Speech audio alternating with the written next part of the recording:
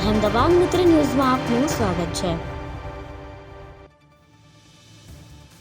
વાપીના ડુંગરી ફળિયા એક્સટેન્શનમાં ભંગારના ગોદામમાં ભીષણ આગ લાગી હતી, જેથી ધુમાડાના ગોટે ગોટા દૂર દૂર સુધી દેખાયા હતા।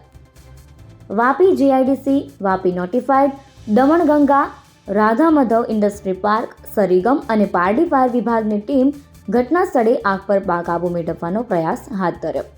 7થી વધુ ફાયરની ટીમોએ ભારે જહેમતે આગ પર કાબુ મેળવ્યો। આ અંગે પ્રાપ્ત માહિતી અનુસાર વાપીના ડુંગરી ફળિયા એક્સટેન્શનમાં આવેલા ભંગારના ગોદામમાં ભીષણ આગ લાગી હતી, જેણે જોતજોતામાં વિકરાળ સ્વરૂપ ધારણ કરી લીધું। ભયાનક આગના કારણે લોકોમાં ગભરાટ ફેલાયો હતો। આ ભંગારનું ગોદામ હીલા પ્લાસ્ટિકના નામે હતું તે અંગેની માહિતી સામે આવી છે।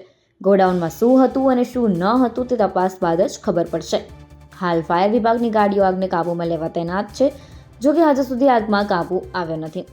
પ્લાસ્ટિક અને કેમિકલ વેસ્ટના રિએક્શન રિપીટ। ગોડાઉનમાં શું હતું અને શું ન હતું તે તપાસ બાદ જ ખબર પડશે। પ્લાસ્ટિક અને કેમિકલ વેસ્ટના રિએક્શનને લઈને પ્લાસ્ટિકના ભંગારના ગોડાઉનમાં આગ લાગી હોવાનું સ્થાનિકો અને અગ્રણીઓએ અનુમાન લગાવ્યું। ભંગાર ગોડાઉનમાં આગ લાગી ત્યારે કામ કરતા કામદારો સુરક્ષિત રીતે બહાર નીકળી ગયા હતા।